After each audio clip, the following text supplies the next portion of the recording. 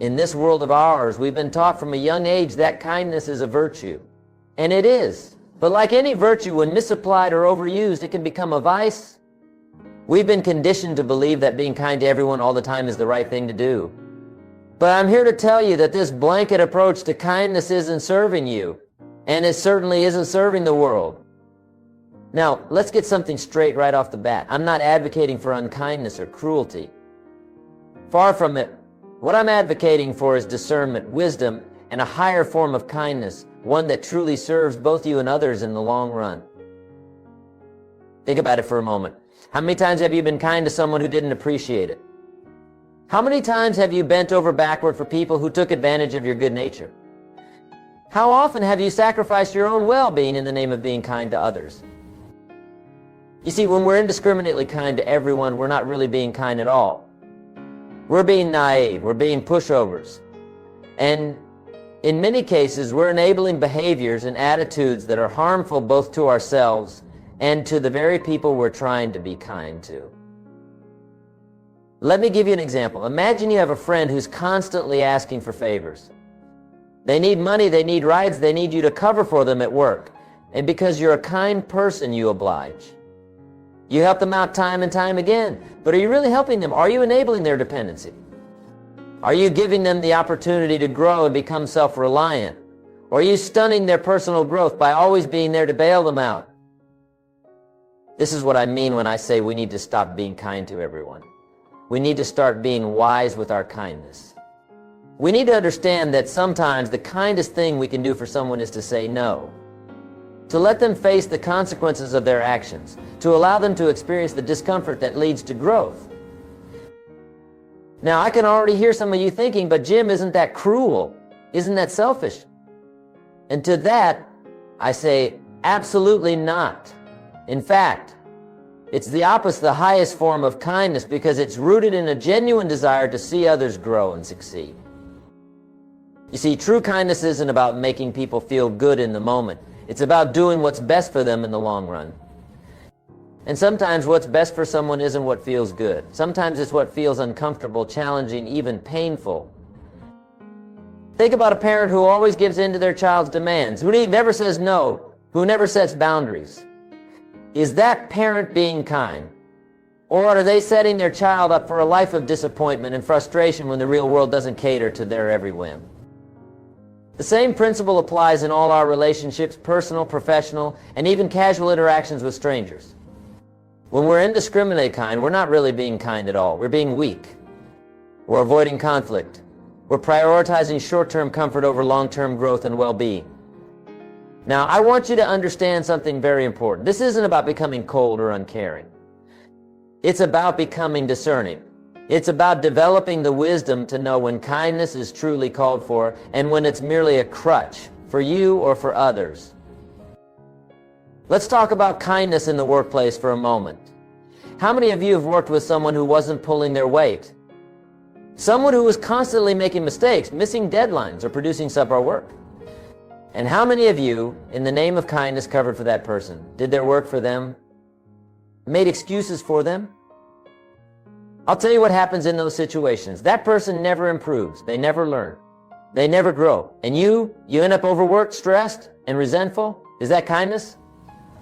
I say it's not. True kindness in that situation would be to have an honest conversation with that person, to hold them accountable, to give them the opportunity to rise to the challenge and improve.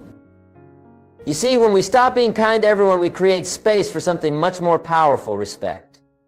Respect for ourselves, respect for others, and respect for the truth. When we're selective with our kindness, we send a powerful message. We say, I value myself. I value my time, my energy, my resources, and I expect you to value them too. We set a standard for how we want to be treated. And here's the amazing thing. When we do that, the people around us rise to meet that standard. Now, I know what some of you are thinking, but Jim, isn't that selfish? Shouldn't we be selfless? And to that, I say absolutely not. Being selfish and having self-respect are two very different things. In fact, I'd argue that you can't truly be kind to others until you've learned to be kind to yourself. Think about it. If you're constantly depleting yourself in the name of kindness to others, what are you left with? An empty cup, And you can't pour from an empty cup, my friends. You can't give what you don't have. This is why it's so crucial to stop being kind to everyone. Because when you do, you start being kind to the most important person in your life, yourself. And when you're kind to yourself, when you respect yourself, when you set boundaries and standards for how you'll be treated, you create a wellspring of genuine kindness that can truly benefit others. Let me tell you a story. Years ago, I had a client who was struggling in his business. He was working 80-hour weeks, barely making ends meet, and he was miserable. When I looked at his business model, I quickly saw the problem. He was undercharging for his services, taking on clients who couldn't afford him, and bending over backward to accommodate every request, no matter how unreasonable. When I asked him why he was doing this, he said, "I'm just trying to be kind. I want to help people." But here's the thing, he wasn't helping anyone. His clients weren't getting the best of him because he was stretched too thin. He wasn't able to invest in improving his skills or his business because he was barely surviving. And he was setting a terrible example for his children, showing them that it's okay to be taken advantage of in the name of kindness. So I gave him some tough love. I told him to stop being kind to everyone. I told him to raise his prices, to be selective with his clients, and to start valuing his time and expertise. And you know what happened? His business flourished. He started working with clients who truly valued his services. He had time to improve his skills and expand his offerings. And most importantly, he was happier. He was able to be truly kind to himself, to his family, and to the clients who genuinely appreciated his work. This is what happens when we stop being kind to everyone. We create space for true kindness, the kind that comes from a place of abundance, not scarcity. The kind that uplifts both the giver and the receiver. Now, I want to be clear about something. This doesn't mean we should never be kind to strangers or people we don't know well. Random acts of kindness can be beautiful things, but even then we need to be discerning. We need to ask ourselves, is this act of kindness truly helpful? Or am I just doing it to feel good about myself? Because here's the truth, folks. A lot of what we call kindness is really just about making ourselves feel good. It's about avoiding discomfort. It's about maintaining an image of ourselves as nice people. But true kindness, the kind that really makes a difference in the world, isn't always comfortable. It isn't always nice. Sometimes it's downright difficult. True kindness is telling a friend the truth, even when it's painful. It's holding someone accountable, even when it's easier to let things slide. It's saying no to someone's request, even when you know they'll be disappointed. Because in the long run, these acts of unkindness are the most kind things you can do. Let's talk about relationships for a moment. How many of you have stayed in a relationship that wasn't serving you, simply because you didn't want to hurt the other person? How many of you have bitten your tongue, swallowed your feelings, put up with behavior that was disrespectful or hurtful, all in the name of being kind? I'll tell you what that is. It's not kindness. It's cowardice. It's a betrayal, not just of yourself, but of the other person too. Because when you do that, you're denying both of you the opportunity for growth. You're denying both of you the chance to find a relationship that truly fulfills you. You're settling for less, and you're teaching the other person that it's okay to treat you with less than the respect you deserve. True kindness in relationships is about honesty. It's about setting clear boundaries. It's about having the courage to walk away when a relationship isn't working, even if it hurts in the short term. Because in the long run, that's the kindest thing you can do for yourself and for the other person. Now, let's talk about kindness in parenting. This is an area where indiscriminate kindness can be particularly damaging. How many parents, in an attempt to be kind, shield their children from all discomfort? How many give in to every demand, solve every problem, smooth over every obstacle? I'll tell you what happens to those children. They grow up unprepared for the real world. They grow up without resilience, without problem-solving skills, without the ability to handle disappointment or failure. Is that kindness? I say it's not. It's a disservice. True kindness in parenting is about preparing your children for the real world. It's about allowing them to experience disappointment, to face challenges, to solve their own problems. It's about teaching them the value of hard work, of perseverance, of delayed gratification. Yes, it's harder in the short term. Yes, it might feel unkind in the moment, But in the long run, it's the greatest kindness you can show your children. Now, I want to address something that might be on some of your minds. You might be thinking, but Jim, doesn't the world need more kindness? Aren't there already too many unkind people out there? And to that, I say, yes, the world does need more kindness. But it needs the right kind of kindness. It needs kindness that's rooted in wisdom and discernment and a genuine desire to uplift and empower others. You see, when we stop being kind to everyone, we create space for a higher form of kindness. We create space for kindness that's based on respect, respect for ourselves and respect for others. We create space for kindness that challenges people to grow, to improve, to become the best versions of themselves. Think about the people who've had the biggest positive impact on your life. Were they the ones who were always nice to you, who always agreed with you, who never challenged you? Or were they the ones who pushed you, who challenged you, who sometimes told you things you didn't want to hear but needed to hear? I'll bet it was the latter, because those people, the ones who weren't afraid to be unkind in the moment, were showing you the highest form of kindness. They were believing in your potential. They were respecting you enough to tell you the truth. They were caring enough about your long-term well-being to risk short-term discomfort. That's the kind of kindness we need more of in this world. And that's the kind of kindness you can cultivate when you stop being kind to everyone. Now, I want to talk about kindness in the context of personal growth and achievement. How many of you have dreams, goals, ambitions that you haven't pursued because you're too busy being kind to everyone else? How many of you have put your own needs, your own growth, your own success on the back burner because you're always prioritizing others? I'll tell you what that is. It's not kindness, it's self-sabotage. And it's not just hurting you, it's hurting everyone around you. Because when you don't pursue your potential, when you don't strive for excellence, when you don't become the best version of yourself, you're depriving the world of your unique gifts and talents. True kindness isn't about sacrificing yourself on the altar of other people's needs and wants. It's about becoming the best version of yourself so that you have more to give. It's about pursuing excellence in your chosen field so that you can make a bigger impact. It's about taking care of yourself so that you have the energy and resources to truly help others. Think about it. Who can do more good in the world? Someone who's constantly burnt out, stressed, and unfulfilled because they're always putting others first. Or someone who's energized, passionate, and successful because they've invested in their own growth and well-being. The answer is clear. When you stop being kind to everyone, when you start prioritizing your own growth and success, you actually increase your capacity for true kindness. You become a beacon of inspiration for others. You create wealth and resources that you can use to make a real difference. You develop skills and knowledge that you can use to uplift others. This is why it's so crucial to stop being kind to everyone.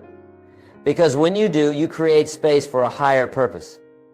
You create space for achievement, for excellence, for making a real impact in the world. Now, let's talk about kindness in the context of social interactions and relationships. How many of you have stayed in toxic friendships because you didn't want to be unkind? How many of you have tolerated disrespect, drama, or negativity because you thought that's what good friends do? I'll tell you what that is. It's not kindness, it's a lack of self-respect. And it's not just hurting you, it's enabling behavior that's harmful to everyone involved. When you tolerate toxicity in your relationships, you're sending a message that it's acceptable. You're allowing negative patterns to continue and grow. True kindness in relationships is about setting healthy boundaries. It's about having the courage to walk away from relationships that don't serve you.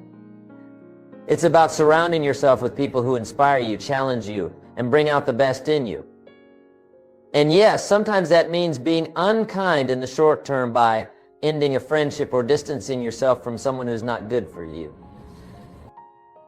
But here's the thing, when you do that, when you curate your relationships with discernment and self-respect, you create space for truly meaningful connections.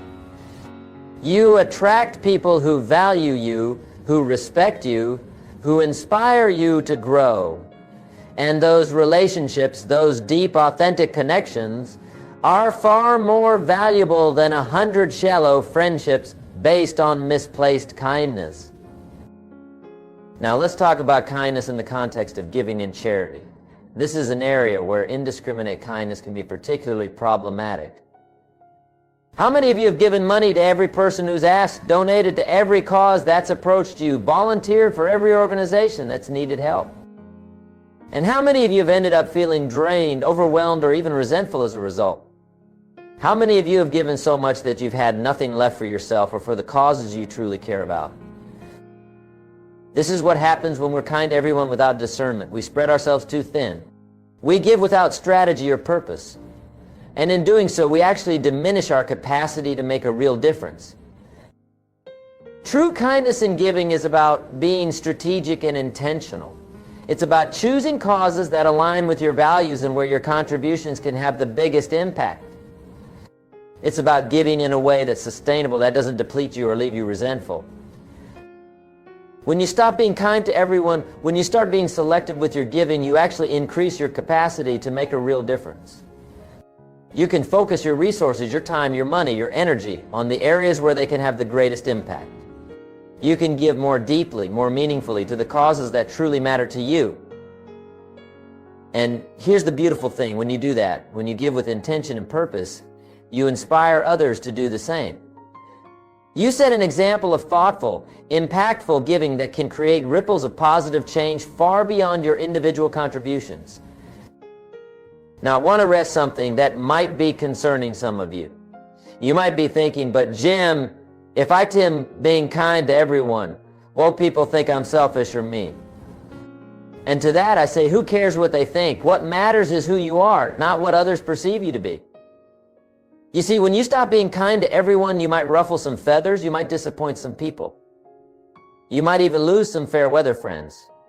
But the people who truly matter, the people who truly value you will respect you more. They'll appreciate your authenticity, your integrity, your willingness to stand up for what you believe in. And here's the irony, when you stop trying to be kind to everyone, when you start being true to yourself and your values, you actually become kinder.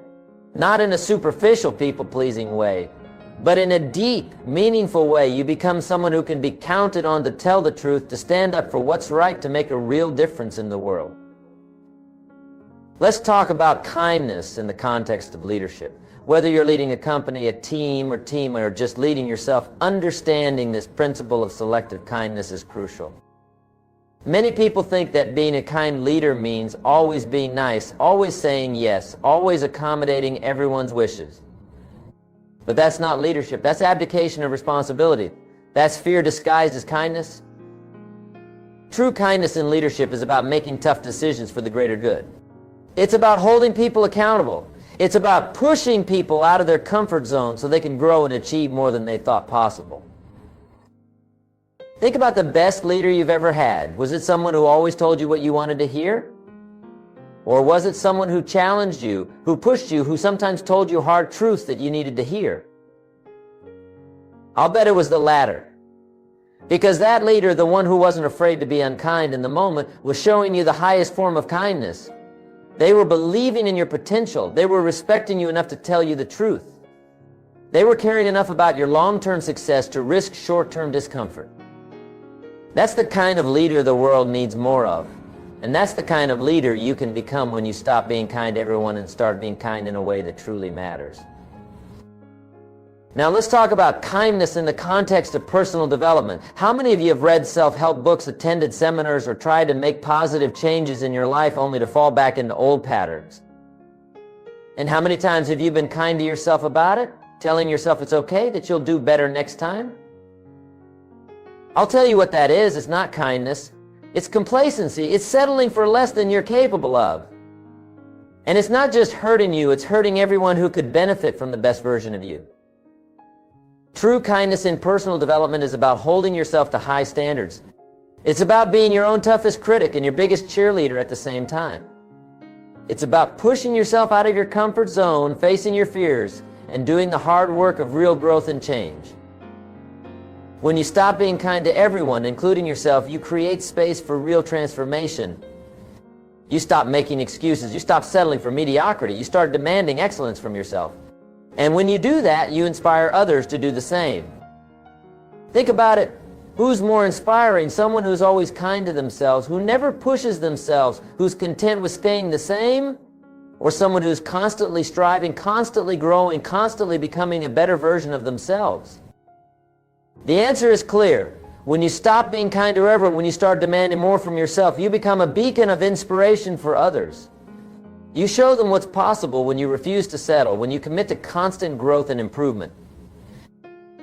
Now let's talk about kindness in the context of communication. How many of you have held back from saying what you really think because you didn't want to hurt someone's feelings? How many of you have sugar-coated the truth or avoided difficult conversations in the name of kindness? I'll tell you what that is. It's not kindness, it's cowardice. It's a disservice to yourself and to the other person. Because when you do that, you're denying both of you the opportunity for understanding, for growth, for real connection. True kindness in communication is about honesty. It's about having the courage to say what needs to be said, even when it's difficult. It's about respecting the other person enough to tell them the truth, to share your authentic thoughts and feelings. When you stop being kind to everyone, when you start communicating with honesty and authenticity, you create space for real understanding. You create space for meaningful dialogue. You create space for the kind of deep, genuine connections that we all crave. And here's the beautiful thing: when you communicate with honesty and authenticity, you give others permission to do the same. You create an environment of trust and openness where real growth and connection can happen. Now, I want to address something that might be worrying some of you. You might be thinking, but Jim, if I stop being kind to everyone, won't I become cold or uncaring? And to that I say absolutely not. In fact, the opposite is true. When you stop being kind to everyone, when you start being selective with your kindness, you actually become more caring, because your kindness becomes intentional, it becomes meaningful, it becomes impactful. Think about it. Which is more valuable, a kind word carelessly thrown to everyone you meet, or a thoughtful act of kindness directed at someone who truly needs it? Which is more impactful, superficial niceness that never rocks the boat, or honest feedback that helps someone grow and improve? The answer is clear. When you stop being kind to everyone, you create space for a deeper, more meaningful form of kindness.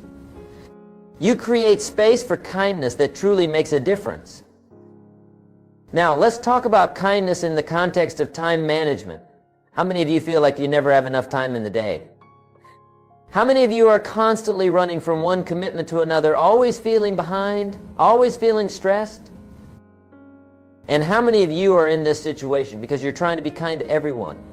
Because you're saying yes to every request, every invitation, every demand on your time? I'll tell you what that is. It's not kindness. It's poor boundaries. It's a lack of respect for your own time and energy. And it's not just hurting you, it's hurting everyone who depends on you, everyone who could benefit from the best version of you. True kindness in time management is about being selective with your commitments. It's about saying no to good things so you can say yes to great things. It's about respecting your time and energy so that you can give your best to the things that truly matter. When you stop being kind to everyone, when you start being intentional with your time, you create space for what's truly important. You create space for deep work, for meaningful relationships, for personal growth and development. And here's the irony: when you do this, when you stop trying to please everyone and start focusing on what truly matters, you actually become more valuable to others. You become more present in your relationships. You become more effective in your work. You become more impactful in your contributions to the world. Now, let's talk about kindness in the context of self-care. How many of you neglect your own needs in the name of being kind to others? How many of you put everyone else's well-being ahead of your own? I'll tell you what that is. It's not kindness, it's martyrdom, and it's not sustainable. Because when you constantly put others ahead of yourself, when you neglect your own needs, you eventually burn out.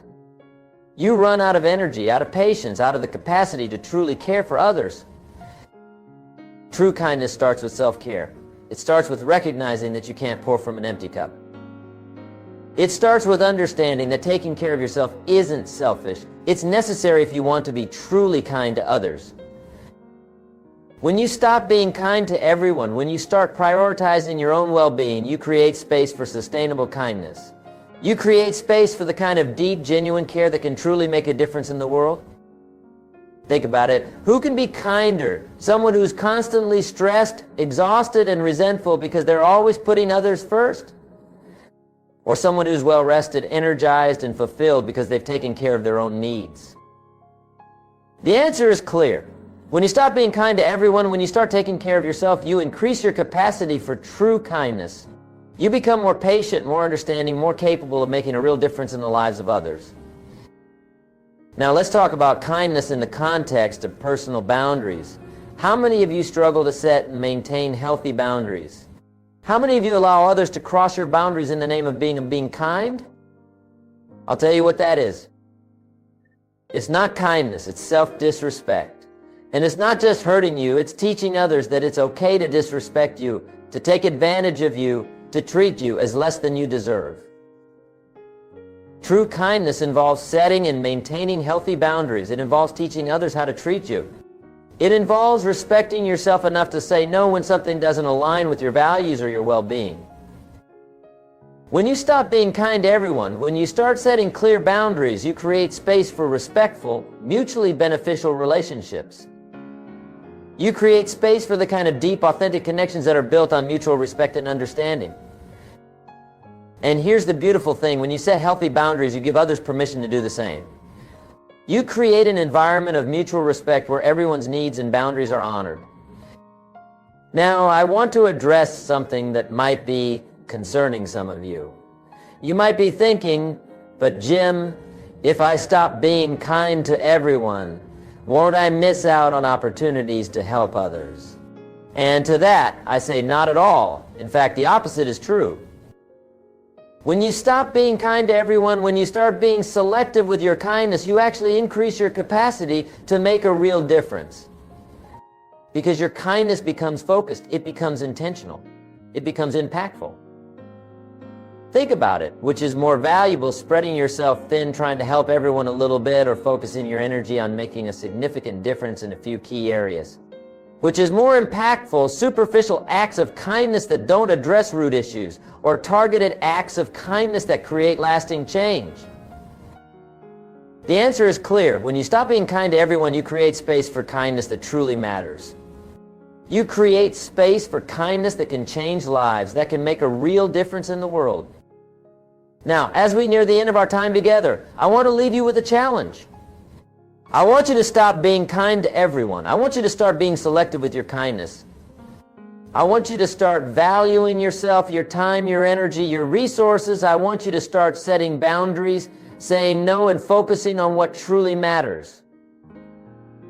It won't be easy. You'll face resistance from others and from yourself. You'll feel uncomfortable. You might even feel guilty times, but I promise you it's worth it. Because when you stop being kind to everyone, you create space for a higher form of kindness. You create space for kindness that's rooted in wisdom and discernment and a genuine desire to make a real difference. Remember, true kindness isn't about pleasing everyone. It's not about avoiding conflict or discomfort. It's about doing what's truly best for yourself and for others. It's about having the courage to be honest, to set boundaries, to hold yourself and others to high standards. It's about respecting yourself enough to say no to what doesn't serve you, so you can say yes to what truly matters. So go forth from here with a new understanding of kindness. Be kind to yourself first. Set clear boundaries. Hold yourself and others to high standards. Be honest even when it's difficult. Focus your energy on what truly matters, and watch as your capacity for real, meaningful kindness grows. Because when you stop being kind to everyone, you create space for kindness that can change the world. You create space for kindness that uplifts, that inspires, that transforms. You create space for kindness that truly makes a difference. And isn't that what we're all here for? To make a difference. To leave this world a little better than we found it. To touch lives in a way that matters. So I challenge you, stop being kind to everyone. Start being kind in a way that truly counts. Start being kind in a way that changes lives, that inspires growth, that creates lasting positive change. The world doesn't need more people who are kind to everyone. The world needs more people who are kind with purpose, with wisdom, with discernment. The world needs more people who understand that true kindness sometimes means being unkind in the moment for the sake of long-term growth and well-being. Be that person. Be the one who's not afraid to speak the truth, to set boundaries, to hold yourself and others to high standards. Be the one who's kind enough to be unkind when it truly matters. Because that's the kind of kindness that changes lives. That's the kind of kindness that transforms the world. That's the kind of kindness that leaves a lasting legacy. So go forth and be kind, but be kind with wisdom, with purpose, with discernment. Be kind in a way that truly matters. Be kind in a way that makes a real difference. Stop being kind to everyone. Start being kind in a way that changes the world.